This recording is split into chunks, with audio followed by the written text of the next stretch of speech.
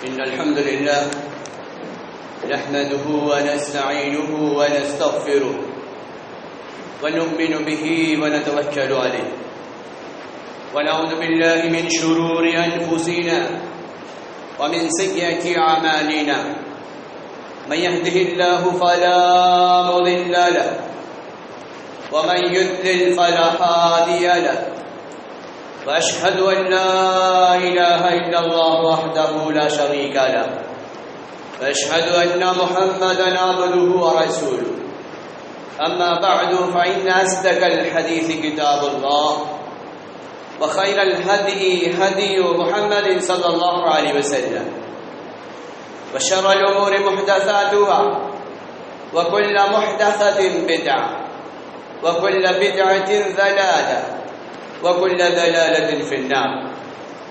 قال الله عز وجل في كلامه المجيد والفرقان الحميد: أعوذ بالله من الشيطان الرجيم، بسم الله الرحمن الرحيم.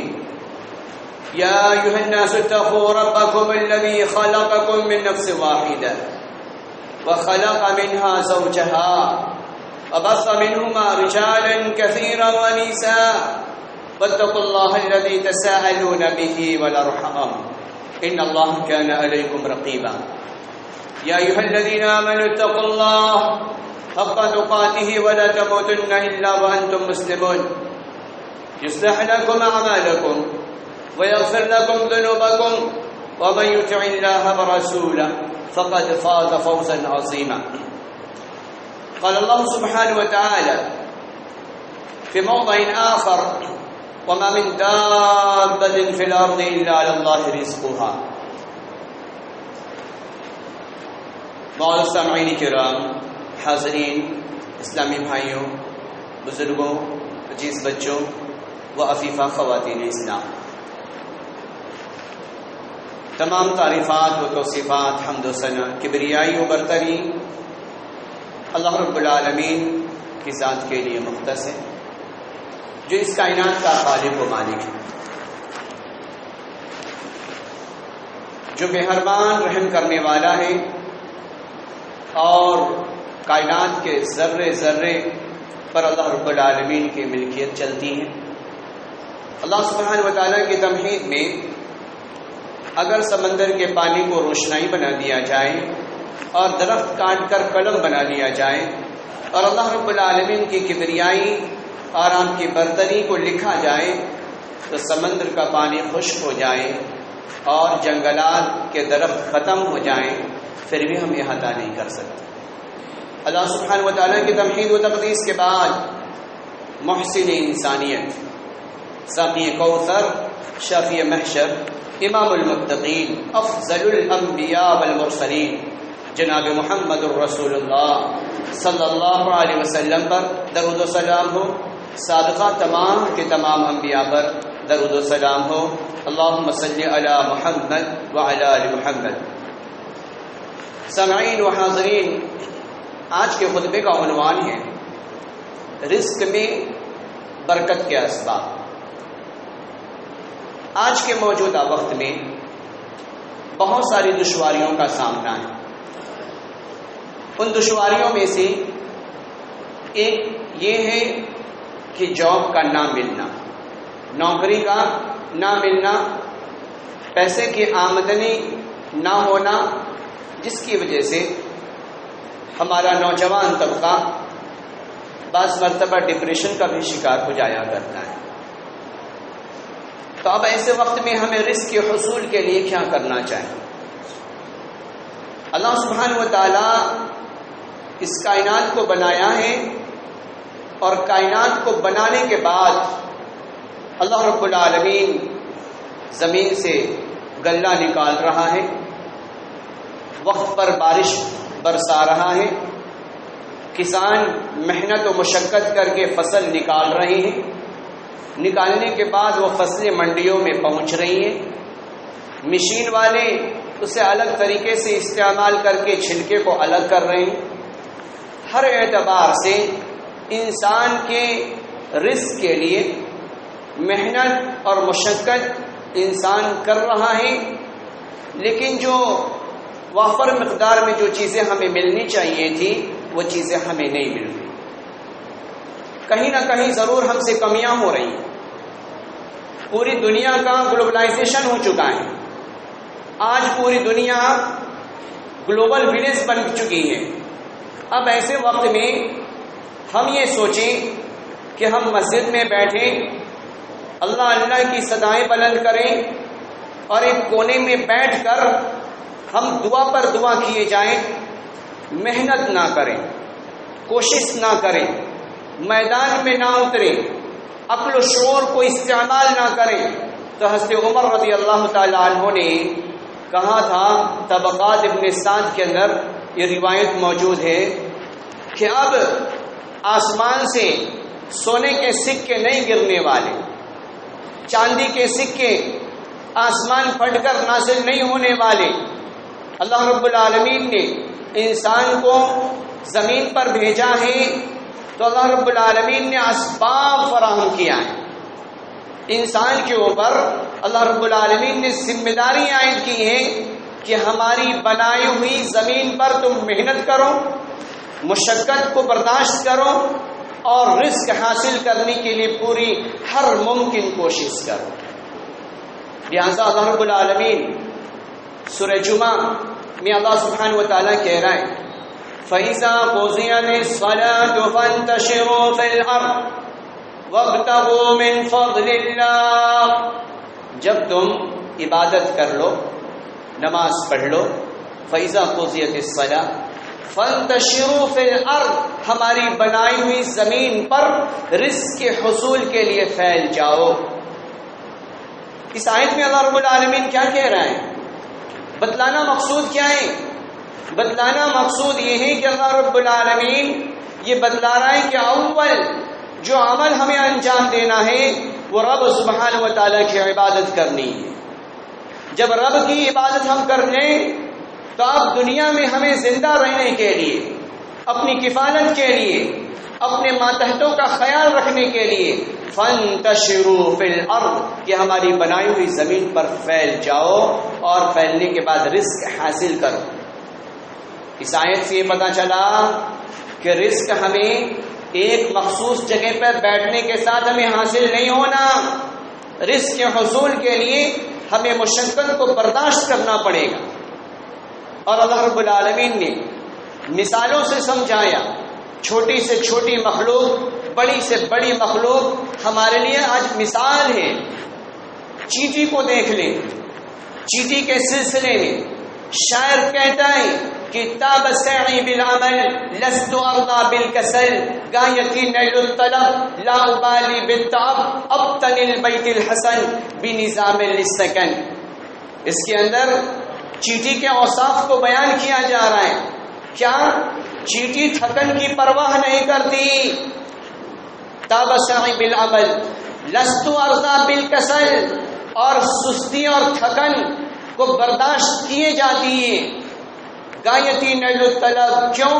اس کا مقصد یہ ہوتا ہے کہ ایک چیز کو حاصل کرنا ہے. فیضا جال مطر، جب بارش کا موسم آتا ہے اس سے پہلے ہی وہ غلوں کو اسٹور کر لیا کرتی ہیں، وہ اپنے کھانے کی غذاؤں کو وہ اسٹور کر لیا کرتی ہیں. اس سے ہمیں کیا سبق ملتی ہے؟ ایک چھوٹی سی مخلوق رزق کے حصول کے لیے اتنا منظم سسٹم اس نے بنا رکھا ہے کہ اپنے بارش کے موسم کی آمد سے پہلے ہی وہ اپنے اسٹوریج میں اسٹور کر لیا کرتی ہیں کہ تاکہ بارش کے دنوں میں جب ڈسٹرائے ہو جائیں، کھانے پینے کی چیزیں دور دور تک نہ ملیں تو میں اس سے اپنی زندگی گزار سکوں. بھلا انسان کتابوں میں موجود ہے، بہت سارے ایسے لیسن ہوتے ہیں چیٹیوں پہ، لکھنے والوں نے لکھے ہیں بہت ساری باتیں. تو ہمیں اس سے کیا نصیحت ملتی ہے کہ رزق حاصل کرنے کے لیے ہمیں ہر ممکن کوشش کرنی چاہیے. آج بھاگے ہم آتے ہیں، امام صاحب کوئی دعا بتلا دیں، بڑی تنگی چل رہی ہے، بڑی پریشانی ہے، قرض سے میں لدا ہوا ہوں، اب ایسے وقت میں دعا. اب صرف دعا کرنے سے مسئلے کا حل نہیں، دعا کرنے سے مسئلے کا حل نہیں، دعا کے ساتھ ساتھ دوا کی بھی ضرورت پڑتی ہے. سنن نسائی کی روایت ہے، راوی حدیث انس رضی اللہ تعالی عنہ ہے. ایک شخص انصاری نبی علیہ الصلوۃ والسلام کے پاس آیا اور سوال کیا کہ اللہ کے رسول میں آپ سے کچھ مطالبہ کرتا ہوں. نبی علیہ السلام نے دیکھا کہ وہ ہٹا کٹا آدمی ہے, اچھی صحت رکھتا ہے, تو نبی علیہ الصلوۃ والسلام نے کہا کہ تیرے گھر میں کچھ ہے, تیرے گھر میں کچھ ہے؟ تو اس نے کہا کہ ہاں ایک پیالہ ہے اور ایک ٹاٹ ہے, یعنی ایک میٹ ہے. نبی علیہ السلام نے کہا جا لے کر آ, اسے لے کر آ. وہ لے کر آیا. نبی علیہ الصلوۃ والسلام نے آپ کے سامنے جو بیٹھے ہوئے صحابہ کرام تھے ان کے سامنے اعلان لگایا گیا کہ اسے کون خریدے گا. ایک صحابی کھڑے ہوئے اور کہ میں اسے 1 درہم میں اسے خریدتا ہوں. پھر نبی علیہ الصلوۃ والسلام نے آواز لگائی اس سے بڑھ کے کون دے گا. تو پھر ایک دوسرے نے کھڑے ہو کر فوراً آواز لگائی کہ میں اس کا 2 درہم لوں گا. تو لہٰذا نبی علیہ الصلوۃ والسلام نے اسے 2 درہم میں اس کے ٹاٹ کو اور اس کے پیالے کو نبی علیہ السلام نے دے دیا. اور دینے کے بعد جو 2 درہم ملے نبی علیہ الصلوۃ والسلام نے اس بندے کو دیا اور دینے کے بعد کہا 1 درہم سے تو اپنے گھر میں اپنے بچوں کے کھانے پینے کی چیزیں خرید کر اسٹور کر دے. اور جو 1 درہم تھا نبی علیہ الصلوۃ والسلام نے کہا جا اور جانے کے بعد اس سے ایک کلہاڑی خرید کر لیا, اس سے ایک کلہاڑی خرید کر لیا. وہ بازار کو جاتا ہے, جانے کے بعد کلہاڑی خرید کر لاتا ہے. نبی مکرم جناب محمد الرسول اللہ صلی اللہ علیہ وسلم نے اپنے ہاتھ سے لکڑی کو تراش کر آپ نے اس پر دستہ لگایا اور دستہ لگانے کے بعد نبی علیہ السلام نے کہا کہ لے جا اس کلہاڑی کو اور جنگلوں میں درختوں کے ٹہنیوں کو کاٹ کر لکڑیوں کا گٹھر بنا کر اپنے سروں پر لا اور منڈیوں میں کھڑے ہو کر اس کی آواز لگا.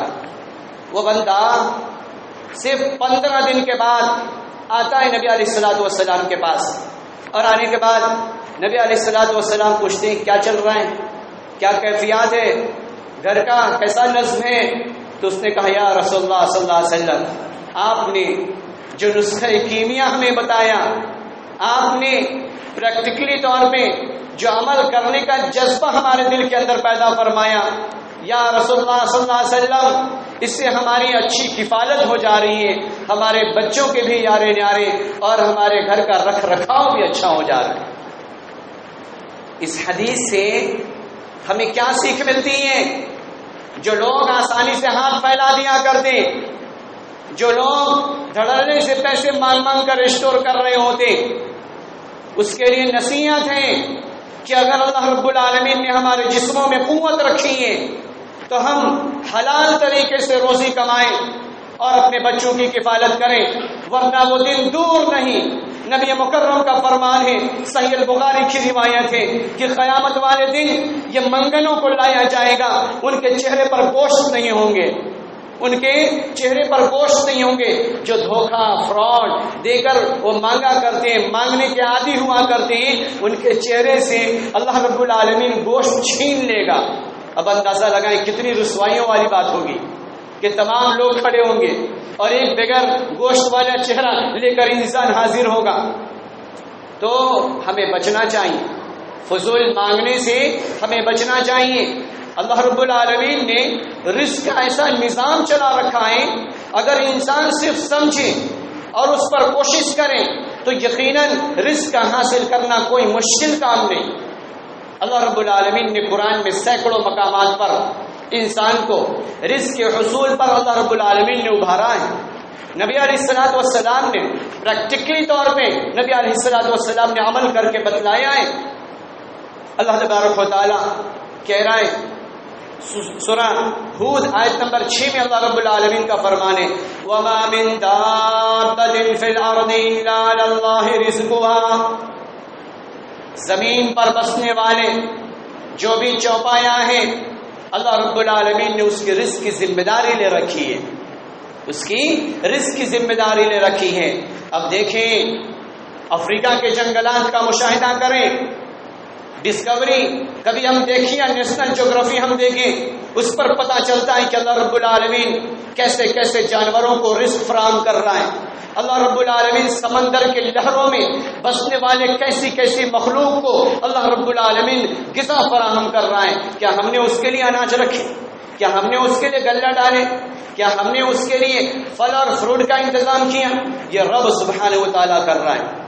اور آخرکار ہمیں نصیحت حاصل کرنی چاہیے کہ جب مادر رحم کے ہم 3 جھلیوں میں تھے، جب ہم اپنے ماں کے پیٹ کے 3 جھلیوں میں تھے، ڈارکنیس میں، اندھیارے میں تھے، جہاں سورج کی شعائیں بھی نہیں پہنچا کرتی، تو اس وقت اللہ رب العالمین ہمارے ناف کو ماں کے سسٹم سے کنیکٹ کر کے اللہ رب العالمین غذا فراہم کر رہا تھا۔ ہماری ماں کوئی چیز کھا رہی تھی، اللہ رب العالمین ہمارے کان بنا رہا تھا، اللہ رب العالمین ہمارے آنکھ بنا رہا تھا، اللہ رب العالمین ہمارے پیٹ بھر رہا تھا، اور اللہ رب العالمین غلیظ پانی کو منہ میں جانے سے اللہ رب العالمین نے ہمارے منہ پر پابندیاں عائد کر رکھی تھی۔ لیکن جیسے ہی یہ گوشت پوشت والا جسم جیسے ہی باہر آتا ہے، باہر آنے کے ساتھ اللہ رب العالمین ایک غذائی نظام کو ڈسکنیکٹ کرتا ہے، تو اللہ رب العالمین ماں کے سینوں میں 2 راہیں انسان کے لیے ہموار کر دیتا ہے، تاکہ یہ میرا مومن بندہ، یہ میری مومن بندیاں زندگی آسانی کے ساتھ گزار سکے۔ یہ کون کر رہا ہے؟ یہ غذا کا نظام کون چلا رہا ہے؟ اب ہم اپنی زبان پر گلا شکوہ لائیں کہ ہمیں کچھ کام نہیں ملتے، تو گویا کہ کہیں نہ کہیں ہمارے اندر کمیاں پائی جاتی ہیں۔ آج کے موجودہ وقت میں صرف ہنر کی ضرورت نہیں، ہنر میں مہارت کی ضرورت ہے، جو چیزیں ہمارے اندر نہیں پائی جاتی۔ آج اگر ہم کسی فن کے جانکار ہیں، لیکن اگر ہم مہارت نہیں رکھتے تو ہمارے پاس کوئی نہیں آئے گا۔ ماہرین کے پاس آج بھی موجودہ وقت میں بھیڑ لگی رہتی ہے۔ دیکھیں، بہت سارے ڈاکٹرز ہوں گے، بہت سارے انجینئرز ہوں گے، لیکن تجربے کار ڈاکٹر کے پاس اپوائنٹمنٹ کے لیے بھیڑ لگی رہتی ہے۔ سی اے بہت سارے ہمارے علاقے میں سی اے ہوں گے، لیکن چارٹرڈ اکاؤنٹنٹ وہ بہتر ہیں جو بہترین طریقے سے انسان کے اکاؤنٹ کو اچھے طریقے سے سنبھالنا جانتا ہوگا۔ دیکھیں اس کے پاس بھیڑ لگی رہتی ہے۔ تو ضرورت اس بات کی ہے کہ ہم کوئی کام کو سیکھیں تو اس میں مہارت پیدا کریں۔ جب ہم مہارت پیدا کریں گے اس وقت ہماری ویلیو ہوگی، اور ہم جاب سیکر نہ بنے بلکہ ہم جاب پرووائڈر بنے۔ جب ہم کسی کو ملازمت پر رکھنے والے ہو جائیں گے اس وقت اسی دن سے ہماری معاشرے میں ایک عزت ہوگی۔ لیکن اگر صرف ہم جاب کی تلاش میں یوں ہی پھرتے رہے تو پورا دنیا کا نظام پر جب ہماری نگاہیں دوڑتی ہیں تو پتہ چلا کہ غیروں کے ہر سسٹم پر قبضہ ہے، ہر ایک نظام پر قبضہ ہے۔ ہم کہاں تک اپنے آپ کو بچانا چاہیں ہم بچا نہیں سکتے۔ جیسے ہی داڑھی کرتا ٹوپی والے جیسے ہی جاب کے لیے اگر جایا کرتے، وہ کیمرے میں دیکھ کر وہ فوراً کہتے آؤٹ فرام ہیئر، اسے بھگاؤ، یہ کون ہے، کہیں ایسا نہ کہ ہمارے سسٹم کو ڈیمیج کر دے۔ یہ ایک شناخت بن گئی ہے۔ تو ایسے وقت میں ضرورت ہے کہ اپنے فن میں مہارت پیدا کرنے کی، اور اللہ رب العالمین سے لو لگانے کی، اور لو لگانے کے بعد اللہ کی بنائی ہوئی زمین پر محنت اور مشقت کرنے کی۔ اس لیے کہ آج ہر کوئی دھوکہ دے رہا ہے، ہر کوئی اپنے کام سے جی چرا رہا ہے، ہر کوئی وقت کو برباد کرنے میں لگا ہوا ہے، ہر کوئی اپنے ویلیو کو نہیں پہچان رہا ہے۔ آج کل ہم یہ سوچ بیٹھے ہیں کہ ہمیں کام مل جائے، ہمارے پاس پیسے خوب آ جائیں، ہمارا نظام اچھا ہو جائے، تو ایسے نہیں ہونا۔ داؤد علیہ السلام بہترین ویلڈر تھے اور بہترین کلاؤں کو جانا کرتے تھے، کھڑکیاں، گیٹ گریل وہ خود بنا دیا کرتے تھے۔ آدم علیہ السلام زراعت کیا کرتے تھے، کاشتکاری میں آپ کو مہارت تھی۔ اللہ رب العالمین نے آپ کو زراعت کا ٹیکنیک اللہ رب العالمین نے عطا کیا تھا۔ اب زراعت کو یوں سمجھا جائے، آج کے موجودہ وقت میں ہم یہ سوچیں کہ کھیت میں ہل چلائیں اور ہل چلانے کے بعد بیج ہم روپن کریں اور بہترین فصل آ جائے، تو موجودہ وقت میں ایسا حاصل نہیں ہو سکتا۔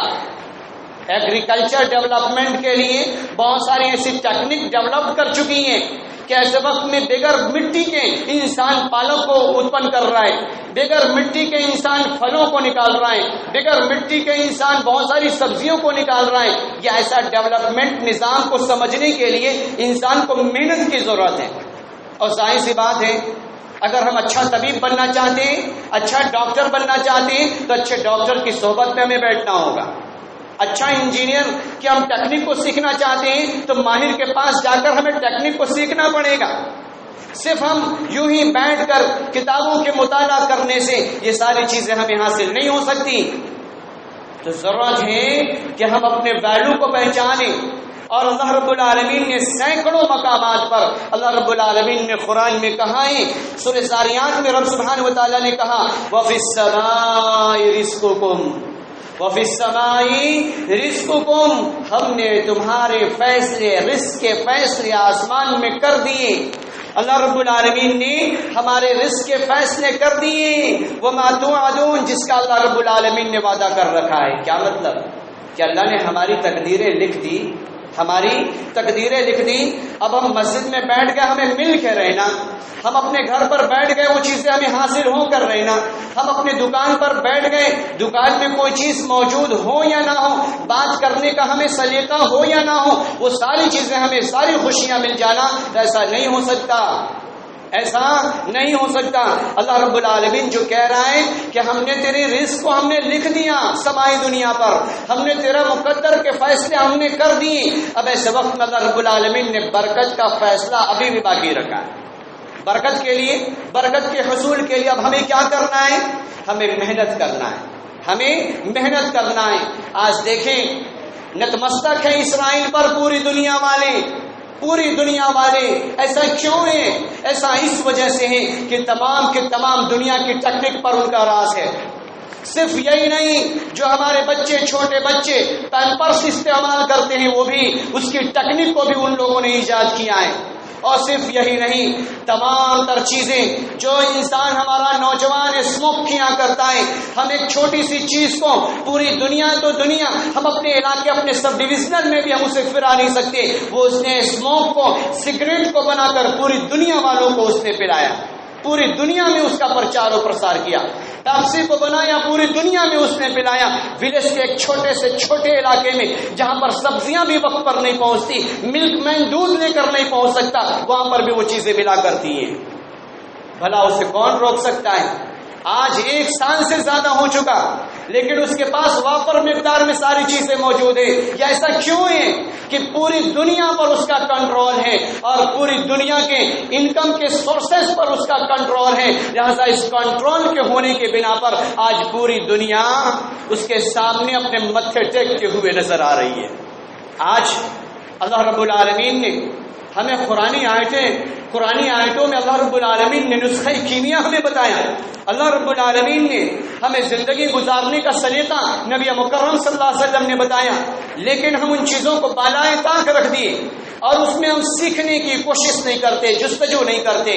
لہذا ہمارے رزق کے جو ذرائع ہیں وہ بڑھتے نہیں. اللہ رب العالمین نے کہا کہ لئن شکرتم لازیدنکم وَلَئِن كَفَرْتُمْ إِنَّ عَذَابِي لَشَدِيدٌ، کہ اگر تم شکریہ ادا کرو گے تو ہم زیادہ کر دیں گے اور نافرمانیاں کرو گے تو ہم اسے اور گھٹا دیں گے اور تکلیف کے اندر مبتلا کر دیں گے.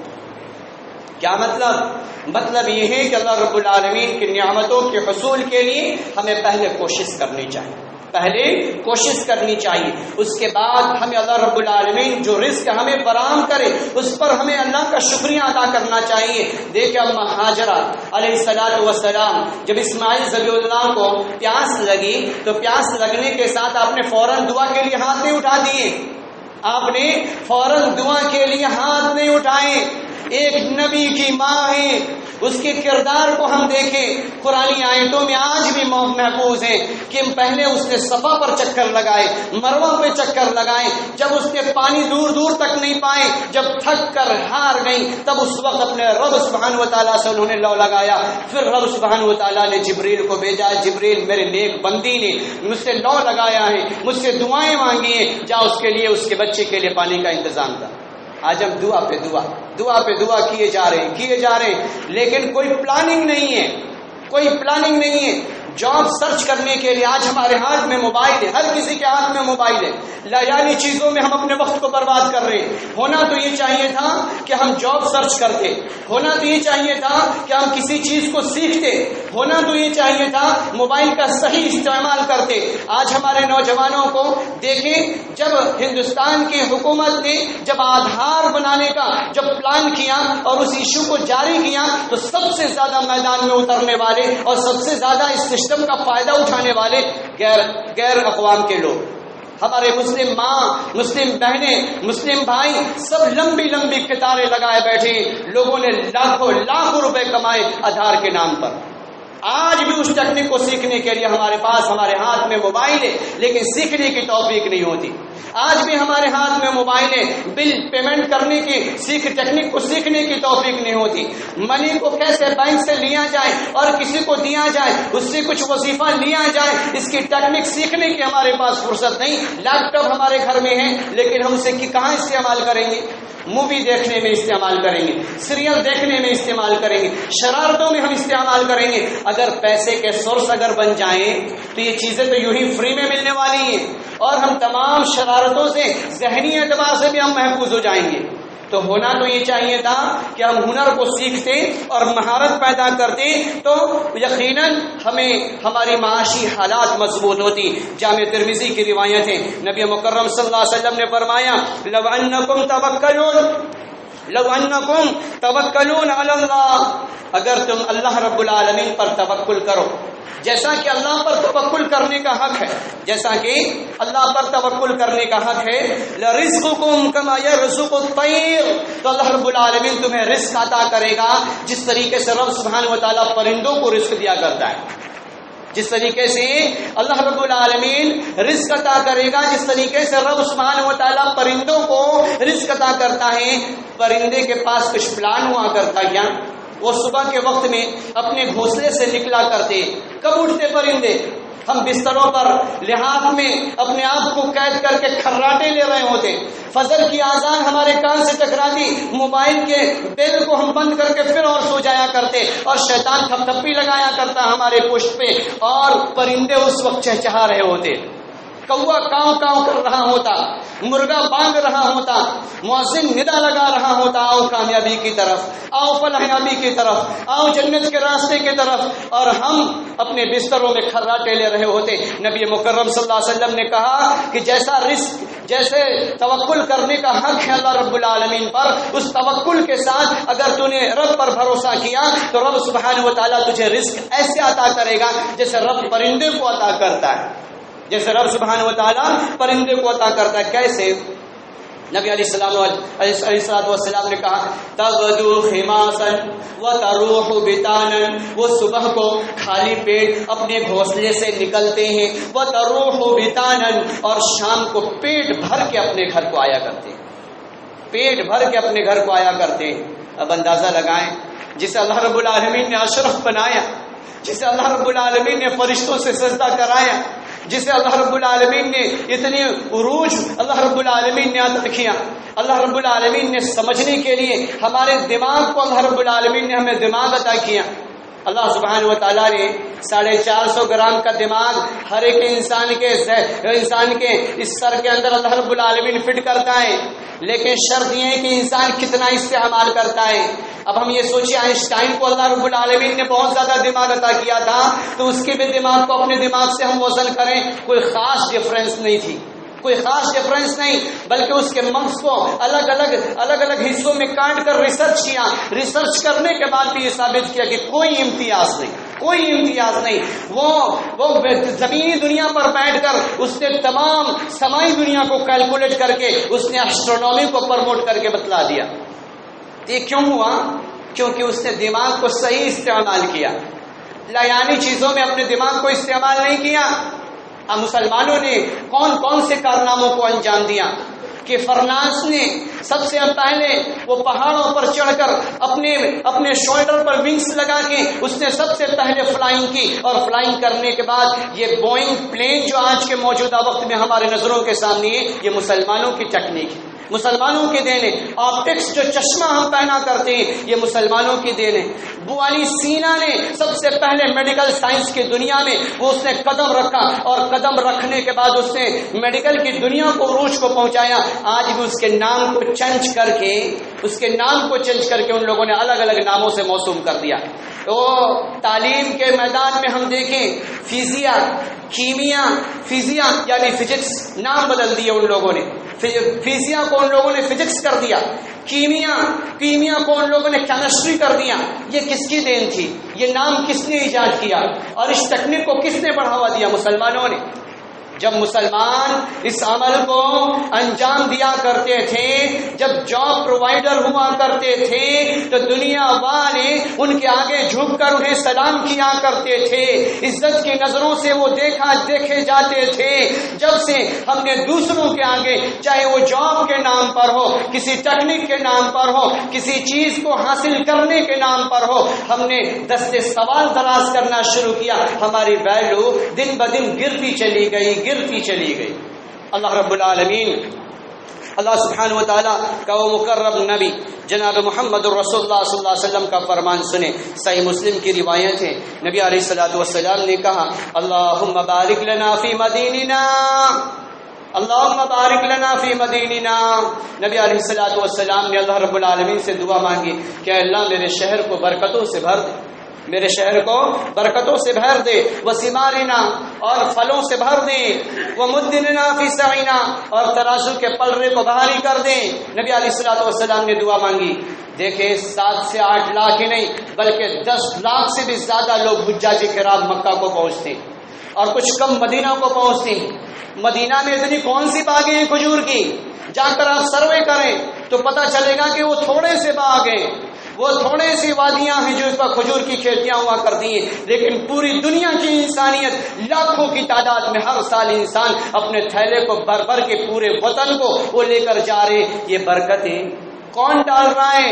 ان تھوڑے سے باغوں میں برکتیں کون ڈال رہا ہے؟ وہ اللہ سبحانہ و تعالیٰ کی ذات ہے، وہ اللہ رب العالمین کی ذات ہے۔ پوری دنیا کے تمام لوگ آج ریسرچ کر کے وہ تھک ہار کے بیٹھ رہے ہیں کہ ایسی کون سی ٹیکنیک ان لوگوں نے اپنا لی کہ پوری دنیا اس سے فیض حاصل کر لیے لیکن کمی نہیں آتی۔ آج تک ہم نے سنا کہ کھجور میں کمی آ گئی ہو، آج تک ہم نے سنا کہ زمزم میں کمی آ گئی ہو، پوری دنیا کی انسانیت اس سے سیراب ہو رہے ہیں۔ آج کوئی ہے ایسا جو ایسی دعوت کر کے پوری انسانیت کو دعوت دے دے، ایک بار 10 لاکھ انسانوں کو کھلا کر دکھائے؟ کوئی نہیں۔ پوری دنیا میں ہم سروے کریں، وہ رب سبحانہ و تعالیٰ کے ساتھ۔ رب سے ہم نا امید نہ ہوں، بلکہ رب سے لو لگائیں، رب سے دعائیں مانگیں اور میدان میں اتریں، اور میدان میں اترنے کے بعد محنت کریں، مشقت اٹھائیں۔ حضرت ابو بکر صدیق رضی اللہ تعالیٰ عنہ امارت کے منصب پر فائز ہیں، دوسرے دن گٹھر کو اپنے سر پر اٹھا لیا، دوسرے دن کپڑے کے گٹھر کو اپنے سر پر اٹھا لیا۔ اما عائشہ رضی اللہ تعالیٰ عنہ روایت کرتی ہیں کہ میں نے اپنے ابا حضور کو میں نے دیکھا، امارت کے منصب پر فائز ہونے کے بعد بھی آپ نے کپڑوں کے گٹھر کو اپنے سروں پر اٹھا کر مدینہ کی گلیوں میں پھرایا۔ ابو عبیدہ ابن الجراح نے جب یہ منظر دیکھا، امیر المومنین اگر آپ کام کریں گے تو رعایا کا کیا ہوگا؟ تو حضرت ابو عبیدہ ابن الجراح رضی اللہ تعالیٰ عنہ نے وظیفہ مقرر کیا کہ ان کا وظیفہ مقرر کیا جائے بیت المال سے، اور وظیفہ مقرر کرنے کے بعد انہیں کام پر انسانیت کی خدمت میں لگایا جائے۔ لہذا ہمارے اسلاف نے، صحابہ کرام نے، انبیاء کرام نے، تمام کے تمام لوگوں نے محنت کیا ہے، بغیر محنت کے ہمیں رزق حاصل نہیں ہو سکتا۔ تو لہذا ضرورت اس بات کی ہے ہم رزق حاصل کرنے کے لیے کوشش کریں، محنت و مشقت کریں، اور خصوصاً ماں اور بہنیں بھی دھیان دیں۔